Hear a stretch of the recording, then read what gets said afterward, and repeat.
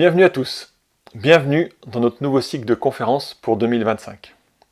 Cette année, on vous propose à nouveau de cheminer ensemble. Cheminer pour aller ensemencer et enrichir les pensées de groupe. C'est vrai que c'est toujours important de se rappeler en début de cycle combien les conférences que nous proposons déjà depuis 8 ans sont le résultat d'un travail de groupe en amont, mais prennent leur sens grâce au travail de groupe aussi en aval. Ça veut dire que chaque conférence doit pouvoir faire son chemin, semer ses graines dans le mental commun. Les idées que nous proposons doivent pouvoir vivre, évoluer, se déployer à travers ce qu'elles éveillent chez chacun.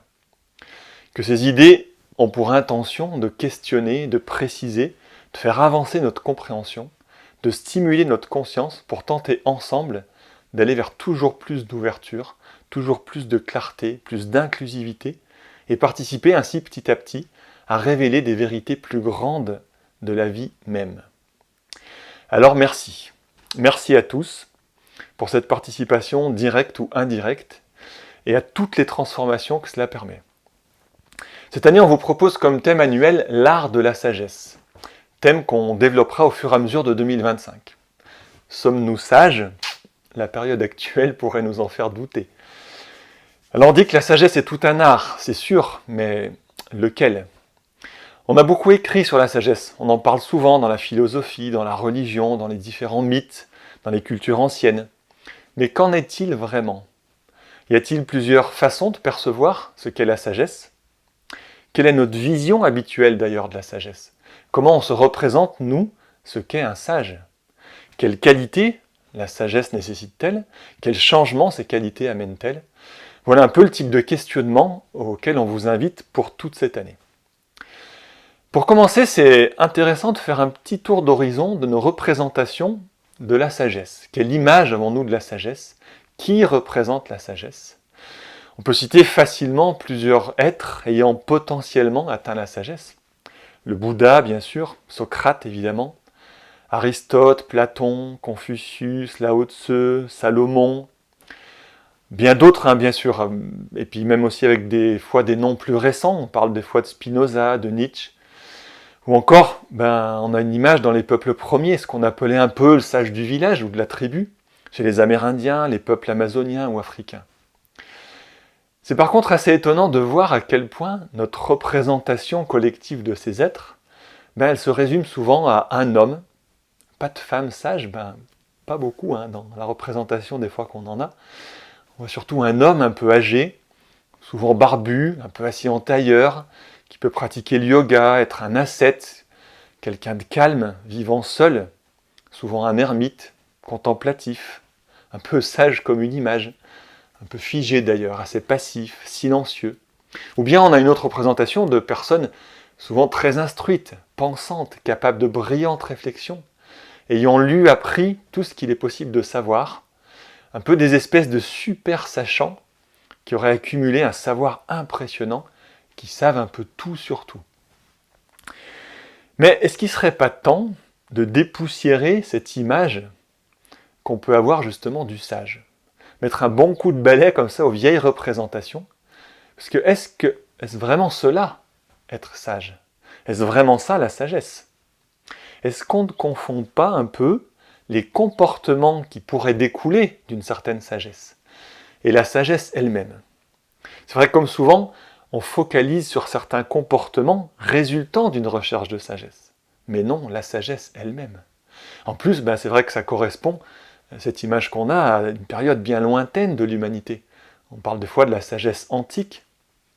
Mais la sagesse elle-même, et aujourd'hui, le problème c'est que bien souvent, on continue nous-mêmes à entretenir ces perceptions-là comme étant des vérités.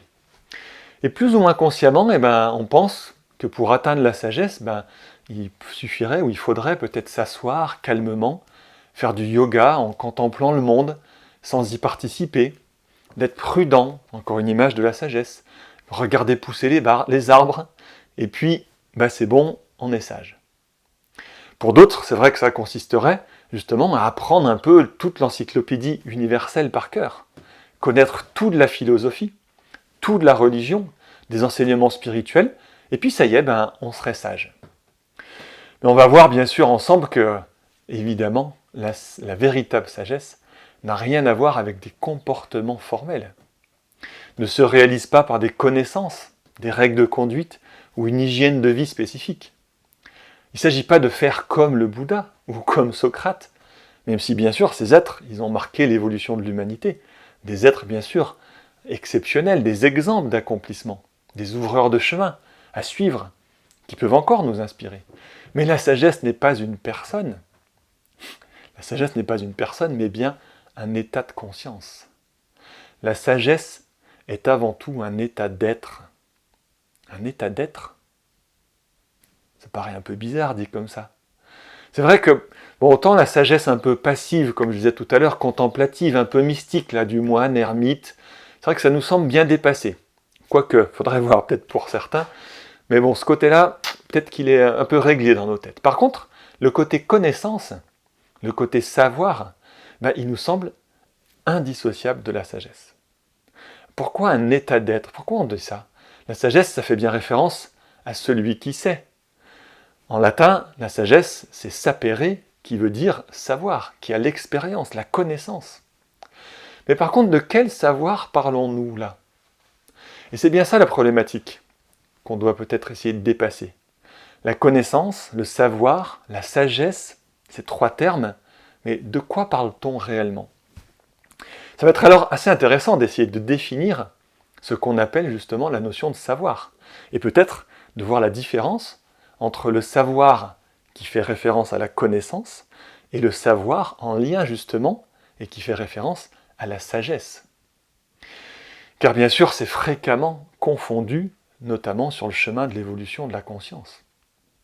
On évoque d'ailleurs, c'est intéressant, ce chemin intérieur que parcourent tous les chercheurs de vérité du monde comme étant justement le chemin qui mène de la connaissance à la sagesse. Donc on va essayer un peu de donner des définitions de cette notion de sagesse dans son terme connaissance ou dans plutôt son lien avec la notion de sagesse. Par contre, c'est bon de rappeler qu'on propose des définitions qui sont issues, comme on dit, des sciences de l'âme, des écrits qui relatent la vie de l'âme et de son évolution. Et que bien sûr, il y a d'autres points de vue qui existent sur la sagesse et sur le savoir. L'idée, bien sûr, ici, c'est pas de comparer ou d'opposer cela, mais plutôt de prendre ces définitions comme hypothèse de départ, afin justement de faire un peu évoluer notre perception. Si on est invité à aller de la connaissance à la sagesse, quelle est la différence entre les deux? Alors dans la science de l'âme, le savoir dans son sens connaissance, il est défini comme ça. On dit que la connaissance est la science de la matière. On peut la définir, cette science de la matière, donc la connaissance, comme étant la totalité des découvertes et des expériences humaines appréhendées par les cinq sens, classées, analysées et définies par l'intellect humain. C'est-à-dire, c'est un peu ce qu'on peut vérifier par l'expérience. On dit aussi que c'est l'ensemble des arts et des sciences qui comprend tout ce qui a trait à la construction et au développement de l'aspect formel des choses.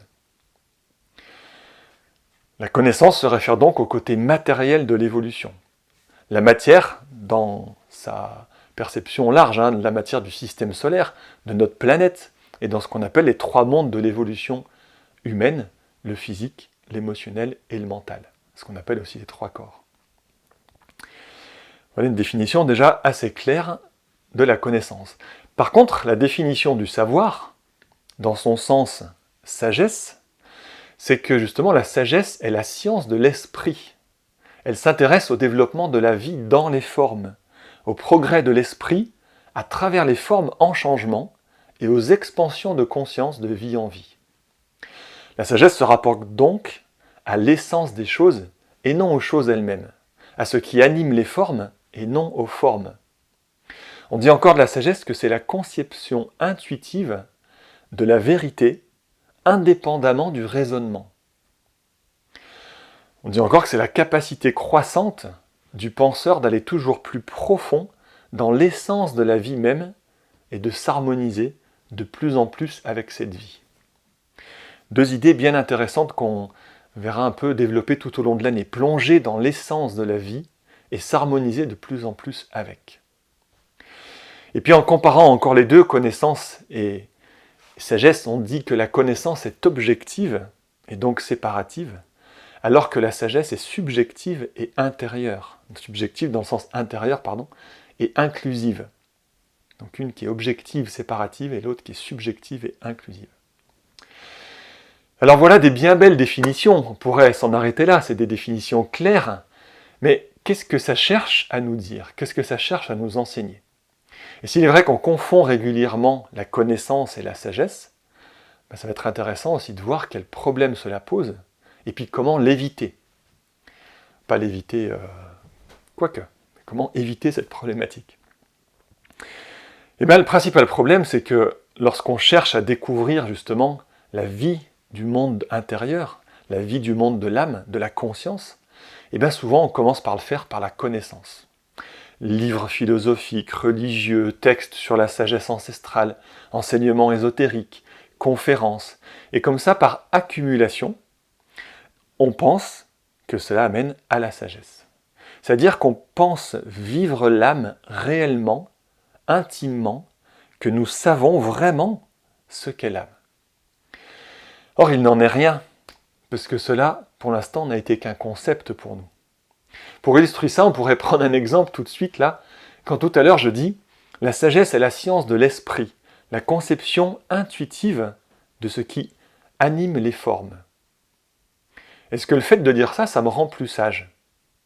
On pourrait croire que oui, et pourtant, eh bien pas du tout. Là, c'est juste une connaissance. Savoir ce qu'est la sagesse par rapport à une définition ne suffit évidemment pas à être sage. Connaître ne veut pas dire vivre.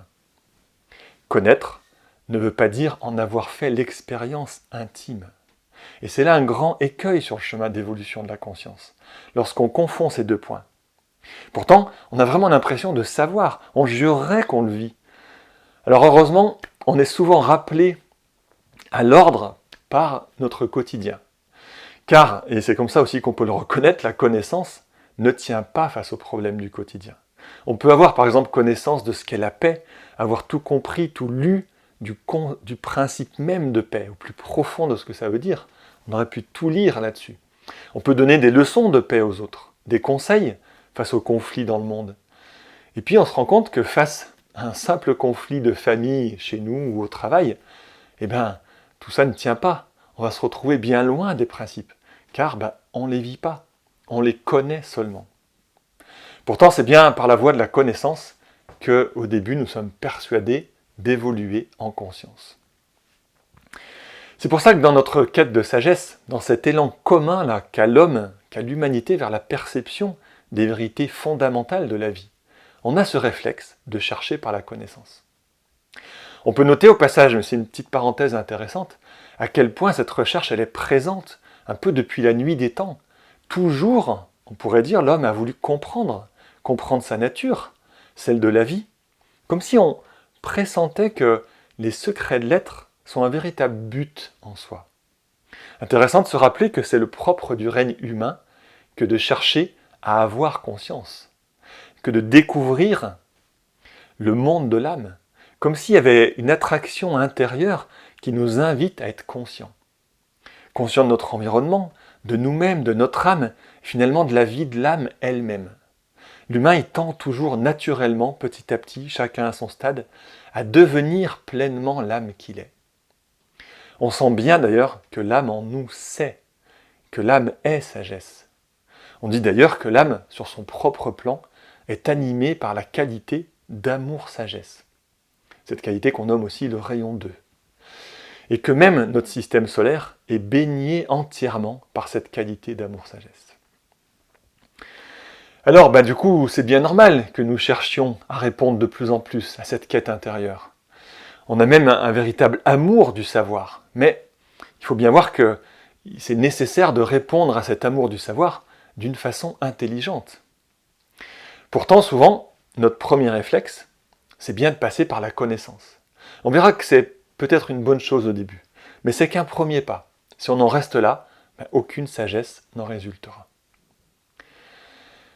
Quand nous répondons à cet élan, justement par la connaissance, on rentre alors dans une dynamique assez spécifique. C'est une dynamique un peu boulimique de savoir. On cherche alors toujours vers l'existant, vers une nouvelle connaissance Qu'est-ce qui existe, qui a été dit là-dessus, qui compléterait, qui pourrait enrichir ce qui est déjà connu de la sagesse? Alors qu'on aille dans les vieux livres de sagesse antique, jusqu'au dernier livre peut-être sorti sur les derniers concepts philosophiques, mais on cherche toujours les réponses vers l'extérieur. Tout ce qui a pu être dit de plus brillant sur un sujet, on en est totalement friand. On cherche à renforcer nos connaissances, à les compiler, à ce que tout soit clair, tout nous apparaisse limpide, organisé, fixé, stable dans notre mental. On en devient même insatiable, insatisfait. Il en faut toujours plus. Parce que c'est comme ça qu'on pense savoir, qu'on pense être sage, qu'on pense avoir une réponse et une compréhension au mystère de la vie intérieure. Bien sûr, et un peu malheureusement quelque part, mais il n'en est rien. Il y a une citation intéressante de Victor Hugo à ce sujet qui dit « On ne se compose pas plus une sagesse en introduisant dans sa pensée les divers résidus de toutes les philosophies humaines qu'on ne se ferait une santé en avalant tous les fonds de boîte d'une vieille pharmacie. » L'image est intéressante. On en devient même malade si on fait ça. Alors par contre, quand on va comprendre un petit peu cette impasse que c'est, bien sûr que c'est nécessaire au départ d'utiliser la connaissance, on en reparlera un petit peu tout à l'heure, mais quand on réalise que toutes ces connaissances ne nous rendent pas sages fondamentalement, mais nous rendent savants, alors on va pouvoir se tourner vers la véritable voie de la sagesse, se poser la question, mais quelle est cette voie? Quelle qualité cela demande? Un peu comment s'y prendre, comment être sagesse. On verra plusieurs propositions au cours de l'année pour que justement la sagesse remplace la connaissance dans nos vies. On verra aussi que la sagesse n'est pas seulement une compréhension du monde intérieur, mais c'est aussi une voie d'expression de ce monde de l'âme, un peu une réponse active aux demandes des problèmes de l'humanité, aux demandes de l'humain. Et que la sagesse est aussi un rapport harmonieux justement entre cette vie intérieure et le quotidien. Et pas du tout quelque chose de passif, bien sûr. Alors pour aujourd'hui, on va voir 2 points essentiels pour justement essayer d'entrer dans ce qu'on appelle aussi parfois la salle de la sagesse. Le premier point, on va y passer rapidement, pourtant il est très important, mais on va y passer rapidement parce qu'on en a déjà traité dans de nombreuses conférences. Ce premier point, il fait référence au pourquoi nous cherchons cette sagesse. On pourrait dire un peu rapidement que l'entrée de la salle de la sagesse, elle est gardée par la pureté de notre motif. En effet, comme on l'a déjà dit dans d'autres conférences, il n'y a que l'amour de l'ensemble et la volonté d'aimer et de servir l'ensemble de la vie sur Terre qui ouvre un tant soit peu cette fameuse salle. Un peu pas d'amour, pas de sagesse. C'est-à-dire que toute recherche de savoir, de compréhension du monde de l'âme, qui aurait pour but un enrichissement personnel quel qu'il soit, résoudre nos problèmes personnels, donner un sens à sa vie, avoir des pouvoirs personnels, je ne vais pas faire la liste, ça serait trop long, et ça nous maintient automatiquement en dehors de cette salle de la sagesse. Par contre, quand dans notre vie, on commence à sentir un profond élan altruiste, par amour pour l'humanité et pour l'ensemble du vivant, quand on ressent intérieurement un désir ardent de servir cet ensemble, d'aider vraiment à la compréhension profonde de qui nous sommes, du sens de la vie, quand on est sincèrement concerné par la vie de l'ensemble et qu'on se consacre à servir au mieux cette vie, à s'inscrire, à prendre notre place dans ce mouvement évolutif, sans attendre de bénéfices personnels. Alors, il devient possible d'essayer de contacter cette qualité qu'est la sagesse. La sagesse n'est accessible que par la voie de l'amour. Un peu comme si c'était une conséquence à l'amour. On ne peut savoir réellement que lorsqu'on aime vraiment. On pourrait se poser la question en ce moment, c'est une période intéressante, est-ce qu'on aime vraiment? On pourrait parler de Poutine, de Trump, Elon Musk, le Hamas, les soldats israéliens, les mafias chinoises. Aimons-nous vraiment l'humanité? Souhaitons-nous réellement le bien pour tous? Sommes-nous dans la reconnaissance et l'inclusivité avec le monde? Ou seulement des fois pour ce qui nous plaît? Le pour moi, du coup, quand c'est pour moi, on pourra se rappeler que ça nous maintient en dehors, alors que le sincère pour l'évolution de l'ensemble peut nous ouvrir à la sagesse. C'était le premier point, et bien sûr, ça ne fait pas tout. L'intérêt collectif, le désir sincère de servir ce collectif pour l'évolution des consciences, on pourrait dire que ce ne sont que des conditions d'accès à la salle de la sagesse. Une fois dans cette salle, faut-il encore se laisser enseigner par la sagesse. Et pour ça, on va voir le deuxième point du jour, par rapport à ce qu'on disait le premier point, donc cette condition d'amour, et ce deuxième point qui va être vraiment un point d'une importance capitale. Capitale pour découvrir ce qu'est cet art de la sagesse. Donc on fera tout notre thème de 2025 dessus. Aimer bien sûr, mais ensuite, il va nous falloir apprendre à écouter. Une écoute profonde, une écoute au-delà des formes. Une écoute même de la présence au sein des formes. Une écoute de la vie qui anime les formes. Une écoute très subtile. On dit écouter la présence.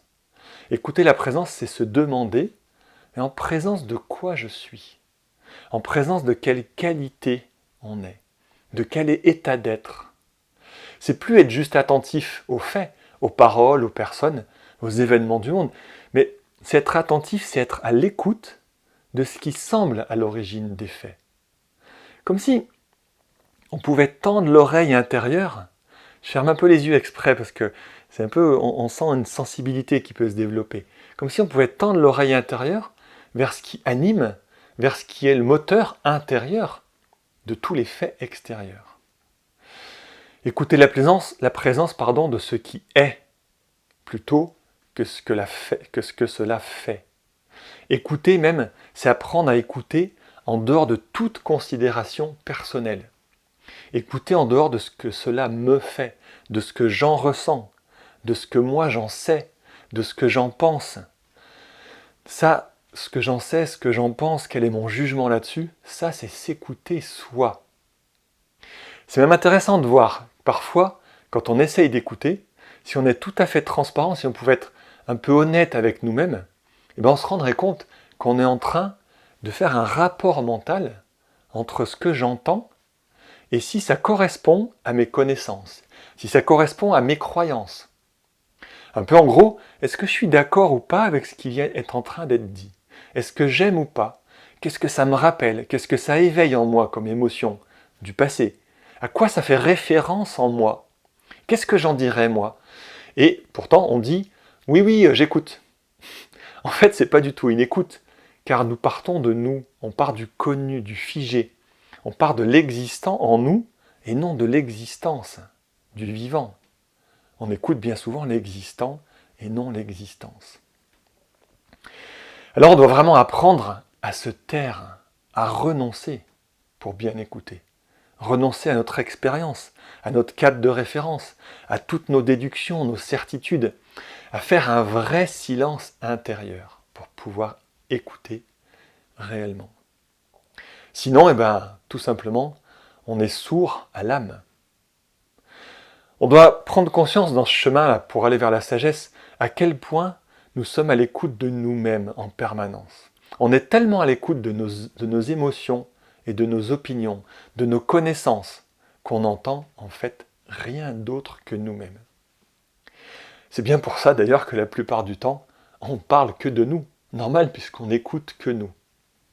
C'est aussi ce qu'on peut constater aujourd'hui dans toute l'humanité. Une humanité qui n'écoute que soi, qui semble même parfois un petit peu folle. Une humanité, vous savez, quand on dit quelqu'un qui n'entendait rien du tout, on dit qu'il était sourdingue, c'était un peu un mot pas très joli, mais on pourrait parler d'une humanité sourdingue. Et dans le cas qu'on vient de dire, ça devient plutôt une humanité sourde-âme, qui n'entend pas du tout la note de l'âme. Bon, ok, faire silence. Mais on écoute quoi alors ? Ce qui est ? Les énergies qui animent les formes ? Lesquelles ? C'est vrai que ça peut nous laisser un peu comme ça dans le vide, mais on pourrait citer plusieurs qu'on devrait et qu'on pourrait apprendre à écouter profondément. D'abord, écouter la note qu'on a souvent déjà évoquée dans nos conférences, la note qui nous permet d'écouter en présence de quelle qualité d'âme sommes-nous. On a déjà parlé ensemble des différentes qualités d'être de l'âme, qu'on appelle aussi d'ailleurs les rayons, les 7 grandes qualités fondamentales qui sont présentes au cœur de chaque vie. Mais est-ce qu'on prend vraiment le temps de les écouter?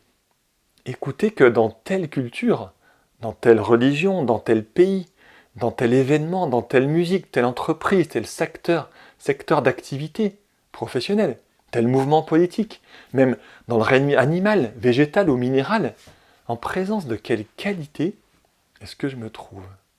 Écoutez de quel élan intérieur ça semble émaner. Est-ce que c'est plutôt une énergie qui cherche à unifier, à aimer? Est-ce que c'est plutôt une énergie qui cherche à donner une direction, à définir un but? Une énergie qui cherche plutôt à exprimer, à partager, à mettre en œuvre? Qui cherche plutôt la beauté, l'harmonie? Une énergie qui chercherait plutôt à définir, à préciser, à réfléchir? Ou à amener de l'équilibre, de la justice? Une énergie qui pourrait aussi stimuler tout le temps, donner une force vers un idéal? Écoutez simplement quelle note est là, en présence de quoi sommes-nous, malgré toutes les distorsions et les multitudes de formes par lesquelles ces qualités cherchent parfois à s'exprimer. Celles qui nous plaisent le moins comme celles qui nous plaisent le plus, mais quelles sont réellement ces qualités? Qu'est-ce qu'elles cherchent à amener de plus en plus précisément? Pousser notre écoute profondément. Première chose qu'on doit apprendre et qu'on apprend petit à petit à écouter. Simultanément, on devrait aussi écouter, mais à quel état de conscience avons-nous affaire? Là encore, c'est des choses qu'on a déjà un peu développées dans d'anciennes conférences, mais est-ce qu'on pourrait écouter? Est-ce que nous sommes en présence de personnes, de cultures ou de pays, en conscience de dépendance, comme on l'appelle, ou en conscience individuelle, ou en conscience de groupe, de cœur? À quelle phase du développement de la conscience avons-nous affaire? Écoutez, est-ce que le moteur est plutôt la volonté de faire perdurer les anciens schémas, les anciens fonctionnements, la tradition, la famille, et que le moteur est d'essayer de maintenir tout ça en l'état, comme avant, le plus longtemps possible? Ou bien, est-ce que le moteur est plutôt le moi-je, qui veut aller de l'avant, profiter de la vie, assouvir le maximum de ses désirs et de ses aspirations personnelles? Parce que le seul but, c'est mon épanouissement et ma réalisation personnelle. Ou bien, est-ce qu'on est en présence d'un état de conscience plutôt de groupe, comme on l'appelle de cœur, où là le moteur et toutes les préoccupations principales seraient le bien commun, les justes relations, l'évolution des consciences vers l'unité. En général, nous, on met un peu tout le monde dans le même panier, sans s'en rendre compte. La sagesse, c'est alors d'écouter justement en présence de quel état de conscience sommes-nous. Et puis bien sûr, encore une autre écoute, écouter profondément, en présence de quelle période sommes-nous? De quelle phase énergétique? On pourrait faire référence ici au cycle en lien avec les énergies du zodiaque. De quelle période de l'humanité traitons-nous? De grandes périodes, de plus petites périodes. On parle parfois de l'ère des poissons pour le passé. Actuellement, on rentre dans l'ère du Verseau, comme on dit. Mais aussi écouter la présence des énergies du mois en ce moment, les énergies zodiacales d'un pays, d'une personne, d'une époque. Là encore, essayer d'écouter quelles sont ces qualités d'être des signes. Qu'est-ce qu'elles cherchent à instaurer? Voilà déjà 3 types de présence qu'on pourrait apprendre à écouter. Les qualités d'être de l'âme, l'état de conscience et les énergies en lien avec les cycles du zodiaque. 3 points qui sont bien sûr en fait issus toujours des qualités fondamentales, ce qu'on appelle complètement les rayons qualité d'être. Là qu'on détaille simplement sur 3 points, mais voilà, ça paraît complètement énorme, ça paraît très complexe, ça paraît même un peu impossible de discerner, d'écouter comme ça tous ces différents points. Dit comme ça, oui, c'est sûr, ça peut paraître un petit peu compliqué. C'est d'ailleurs comme ça qu'on pourrait comprendre pourquoi la sagesse demande beaucoup de calme, beaucoup de temps, beaucoup d'expérience, et un travail ardu, un travail de longue haleine. La sagesse, c'est apprendre lentement, profondément, avec une patience et une détermination inébranlables. Et bien sûr, beaucoup de prudence, encore un trait qu'on attribue à la sagesse, beaucoup de prudence quant à nos déductions. Mais c'est tout à fait possible. La preuve, c'est que bien des grands frères, avant nous, y sont parvenus. Et qui nous ont laissé d'ailleurs des indices pour nous aider. Tous ces indices, ils nous aident justement à comprendre et à questionner sur cette présence qui anime les formes. Mais attention, encore une fois, à ne pas rester dans la connaissance de ces traces qui nous ont laissées, dans la connaissance de ces énergies conscience. On pourrait les observer encore un peu de l'extérieur, en faire une compile, tout apprendre par mental, et faire des espèces de copier-coller en ayant l'impression de les comprendre vraiment et de savoir, d'être sage. Mais il ne nous faut pas les apprendre par mental, il nous faut les apprendre par cœur. Ça veut dire qu'il faut qu'on en fasse l'expérience nous-mêmes. Pas juste les observer de l'extérieur, mais les rejoindre, les éprouver, les goûter de l'intérieur, pour en ressentir vraiment leur essence. Comme si un peu après l'écoute, on devait faire appel au sens du toucher. On en reparlera dans d'autres conférences. Là encore, on doit vraiment apprendre une écoute beaucoup plus profonde, une écoute qu'on appelle parfois spirituelle. Écouter encore au-delà des formes, au-delà de ce qui est écrit et transmis dans les enseignements sur l'âme et sur ses qualités, au-delà des mots de sagesse et des mantras. Écouter, ça va consister à essayer d'être touché par comment cela sonne réellement. Comment est-ce que ça résonne? Écouter, ça va vouloir dire quel état d'être est-ce que ces mots provoquent en moi? Quelle vie est-ce que ces mots, ces écrits, éveillent en nous? Écoutez que ceux qui les ont écrits, ils cherchent à stimuler en nous. Ils ne nous ont pas laissé des écrits comme ça pour faire joli. C'est pour essayer d'éveiller, de stimuler quelque chose en nous, de réveiller en nous. C'est vraiment une différence énorme lorsqu'on étudie les écrits des sages comme ça. La connaissance de ces écrits, c'est en fait qu'un support, qu'un tremplin pour écouter profondément ce qu'ils cherchent à nous révéler. Et non, encore une fois, une écoute de stockage d'informations. Une autre citation intéressante, Einstein, il disait « La vraie connaissance s'acquiert par l'expérience. Tout le reste n'est que de l'information. » Et bien, pour cette écoute profonde, justement, cette expérience, c'est là qu'on va utiliser la méditation, qui est alors l'outil par excellence. Après avoir pris connaissance des propositions théoriques, on peut alors écouter intérieurement comment cela résonne. Écouter quel état d'être émerge en nous. Et c'est seulement par cette écoute profonde que ça va venir changer notre perception, que ça va venir ébranler nos acquis, nos certitudes. Ça va venir toujours renouveler pour s'ajuster, écoute après écoute, au plus vrai, amener du nouveau, même nous chambouler dans toutes nos certitudes, toutes les représentations qu'on avait de ces qualités. C'est seulement en écoutant leur présence en nous que nous pourrons véritablement les connaître. Aucune de ces énergies nous est inaccessible, car nous sommes ces énergies, nous sommes ces qualités. Si elles sont à l'origine de tout, elles sont évidemment vivantes en nous. On a une fâcheuse tendance à l'oublier. On a dit tout à l'heure, dans la définition de la sagesse, que la sagesse est la conception intuitive de la vérité, indépendamment du raisonnement. Eh bien, c'est bien en plongeant dans cette écoute profonde que les vérités vont pouvoir se révéler, et non en rattachant des connaissances entre elles. Alors c'est vrai pourtant, on ne peut pas dénigrer que grâce à la connaissance, on peut faire des ponts des fois et des liens entre les formes, qui peuvent nous aider. On peut faire des déductions logiques des fois, du point de vue des formes, mais ça restera toujours des déductions qui seront fausses, qui seront, du point de vue de la conscience, quelque part fausses. Si on écoute à partir de nos connaissances, de nos acquis, nos certitudes, on est fermé aux vérités de la vie. On est alors, même si on pouvait le voir, on est retenu prisonnier par nos connus. On n'a en fait, du point de vue de la connaissance, aucune liberté réelle de découvrir ces états d'être. En rigolant, on pourrait dire on n'est jamais mieux asservi que par soi-même. On n'est jamais prisonnier, mieux prisonnier que par soi-même. Du coup, on ne comprend rien au monde. On reste sur nos acquis, nos connaissances du passé.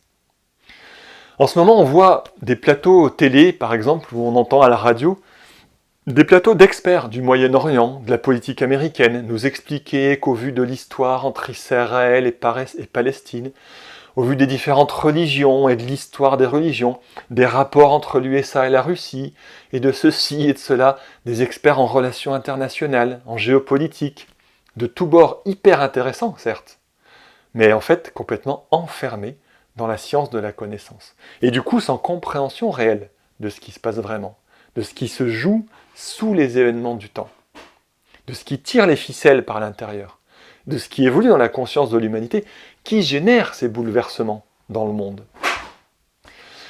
Du point de vue de la connaissance, on n'y comprend pas grand-chose.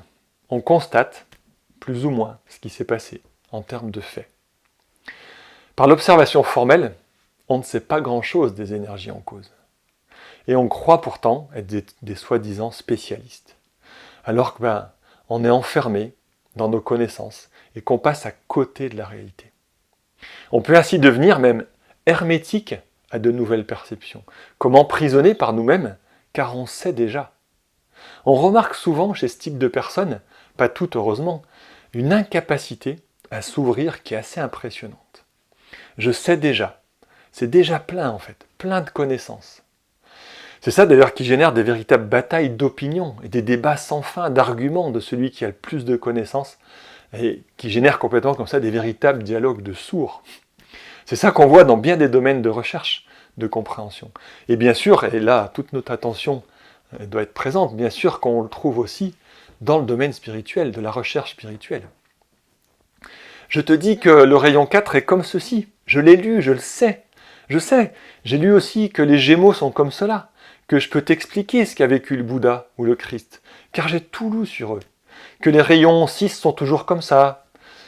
J'en passe et j'en passe et j'en passe, on pourrait en entendre et en dire, alors qu'en fait, on sait réellement pas grand-chose. Alors heureusement, bien sûr qu'à force d'écouter, à force d'expérience de cette écoute subtile, on finit par entendre. On rappelle ici que nos sens sont faits pour ça. Les sens, c'est fait pour capter les vibrations et les traduire en informations. On rappelle aussi que ce qu'on appelle le mental sensible, qui est sensible à ces qualités d'être, est notre sixième sens. Et que l'intuition, qui fait référence à cette conception intuitive des vérités, qu'on a dit tout à l'heure dans la définition de la sagesse, est notre septième sens. Donc nos sens sont complètement présents et capables, comme ça, de traduire ces vibrations, de traduire ces notes en informations. Alors à force d'écouter profondément, on commence à entendre la présence de ces qualités, la présence des énergies qui œuvrent en arrière-fond. On finit par entendre petit à petit la réalité de nos vies. C'est là qu'on découvre que c'est une écoute justement qui ouvre, qui unit, comme on l'a dit tout à l'heure aussi dans la définition de la sagesse. Alors autant la connaissance sépare, divise, dissèque, fait des dialogues de sourds, autant la véritable écoute, à force d'expérience, ouvre petit à petit vers la note de ses qualités, vers les vibrations de la note de l'âme. On commence alors à reconnaître certaines qualités d'être autour de nous et en nous. On entend très subtilement comme une présence en chaque forme, au-delà de l'écoute qu'on peut avoir de toutes les formes. C'est intéressant de se rappeler aussi qu'on donne comme nom à l'âme l'ange de la présence. Oui, la note de qualité d'être qui vibre, elle est bien présente et elle est bien présente si on cherche à écouter. Et même plus encore, que ce sont des notes communes, une écoute qui ouvre sur des notes communes. En écoutant vraiment, on expérimente ces qualités. Et on ne peut plus les percevoir de manière séparée, ni autour de nous, ni en nous, mais vraiment comme des notes de groupe. Il n'y a plus de ta note d'âme et de ma note d'âme, mais il y a une note qui est présente en toute vie, une écoute vraiment qui unit. C'est là que petit à petit, sur ce chemin de l'ouverture à cette écoute profonde, on découvre même la présence de notre note de groupe. Cette note qui vibre sur une des 7 qualités fondamentales, qu'on appelle les rayons, et à laquelle nous sommes affiliés. C'est la note aussi de ce qu'on appelle notre ashram intérieur. Cette note qui vibre aussi avec la note des maîtres de sagesse, qui vibre au cœur de ces groupes. Cette note avec laquelle nous vibrons naturellement, et aussi bien sûr la note des autres groupes de conscience. Et finalement, à force d'écouter profondément, à force de patience, d'expérience, on peut même parfois commencer à entendre vraiment de manière très très subtile, à pressentir la présence de la note fondamentale, la note d'origine. On entend alors ce qu'on appelle la présence elle-même. Celle qu'on appelle parfois aussi la note planétaire, la note de cette gigantesque conscience en qui, comme on dit, nous avons la vie. On n'entend pas un son physique, bien sûr, c'est pas ça qu'on cherche. Et pourtant, c'est là, un son intérieur, subtil, une note. Et en écoutant subtilement, c'est comme si on pouvait pressentir vraiment cette présence, cette note commune, cette note qui est fondamentale à tous. On pourrait prendre l'image un peu comme, on dit quand une symphonie, elle est écrite autour d'une note, en la majeur par exemple, on dit. C'est cette note fondamentale qui initie et qui supporte tout le morceau, toutes les notes qui vont en découler. Comme si derrière tout ça, toutes nos notes, toutes nos énergies, tout le bruit de chaque être de la société, de ce qui se passe, à l'origine de ça, il y a une note simple, évidente, qui résonne au plus profond de chacun. Une note qui a toujours vibré en nous, depuis toujours. On parle parfois de cette note en parlant du home. C'est une note vraiment qui vibre en permanence, à l'origine de tout. Ça paraît bien loin tout ça, bien sûr. Pourtant, c'est bien présent. Dans la réalité vibratoire, c'est présent. C'est la note, la présence qui anime et se décline dans toute la manifestation terrestre à tout moment. Cette note est donc bien là, tout près, présente. D'ailleurs, sans cette note, sans sa présence, on dit que rien ne serait. Alors, on pourrait même s'imaginer écouter encore plus loin la note des autres planètes, du Soleil lui-même, pas les notes physiques, encore une fois, la note des autres planètes, du Soleil lui-même et même au-delà, bien sûr.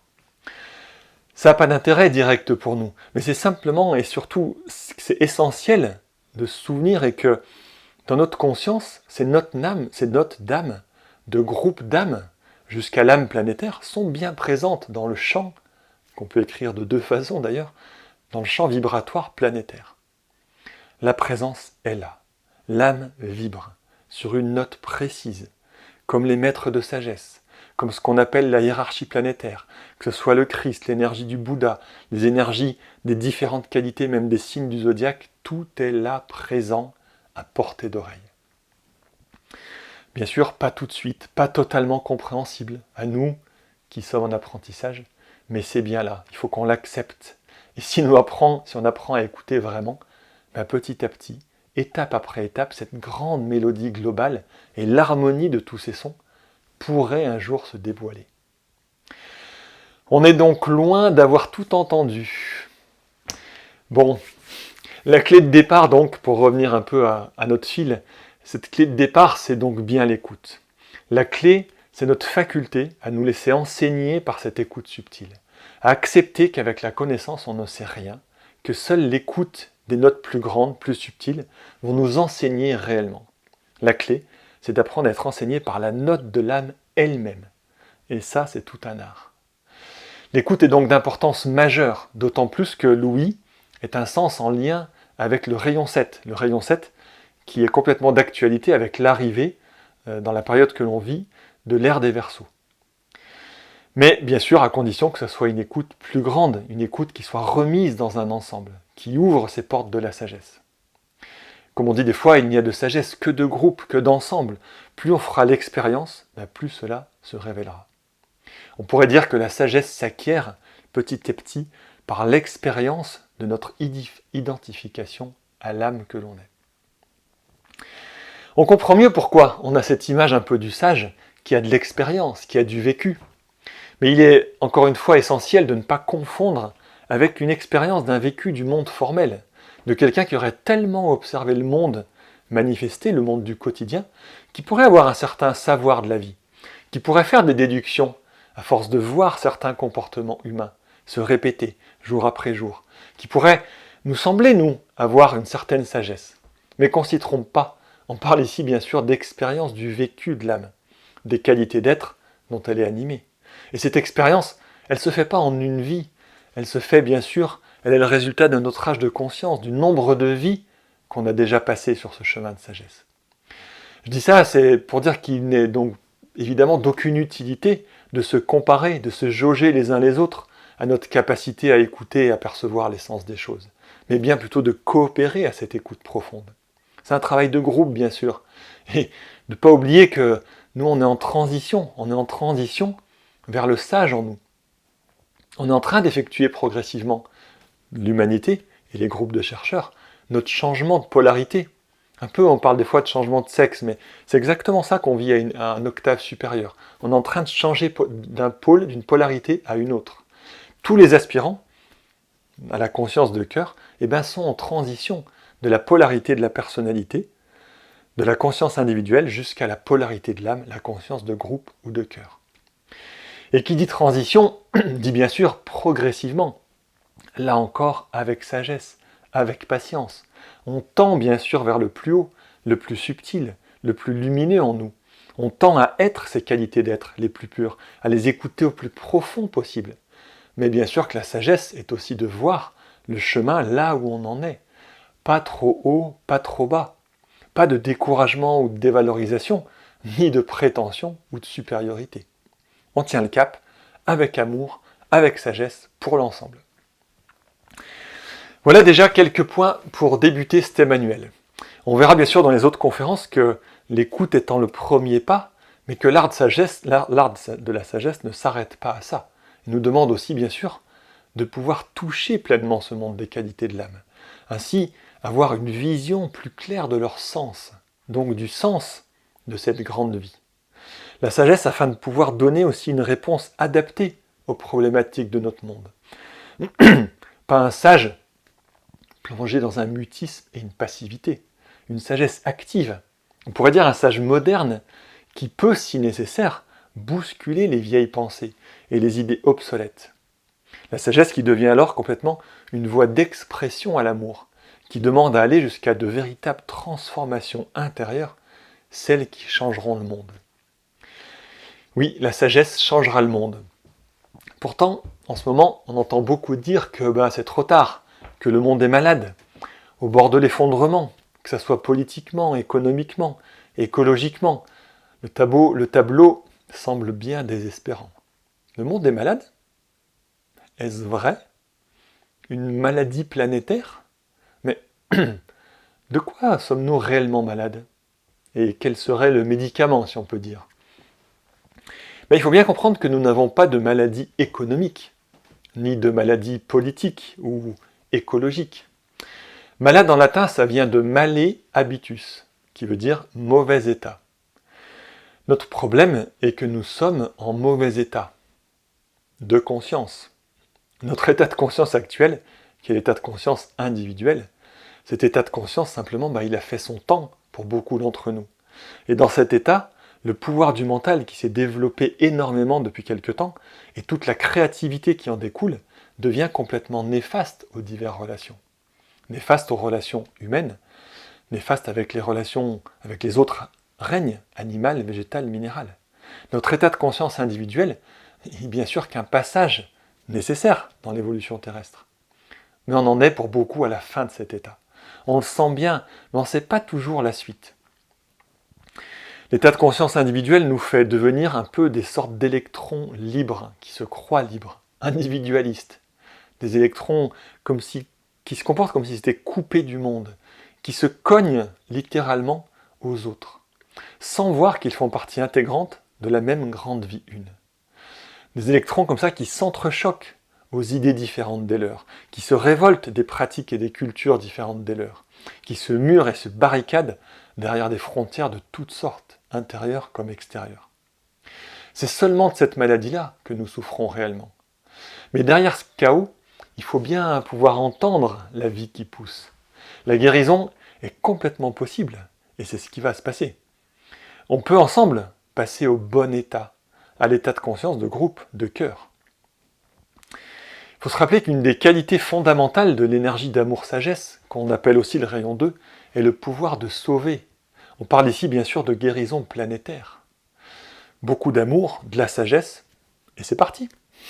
L'art de la sagesse amène donc à la guérison planétaire. Alors c'est bien en essayant ensemble de pousser cette porte de la salle de la sagesse, comme on l'a appelé tout à l'heure, qu'on va refermer la porte où demeure ce mauvais état, ce qu'on appelle aussi des fois le mal. On pense souvent qu'il faut se battre pour fermer la porte du mauvais état de conscience, qu'il faut lutter contre les aspects égoïstes de la conscience individuelle, lutter contre ce qui nous sépare, ce qui juge, ce qui divise.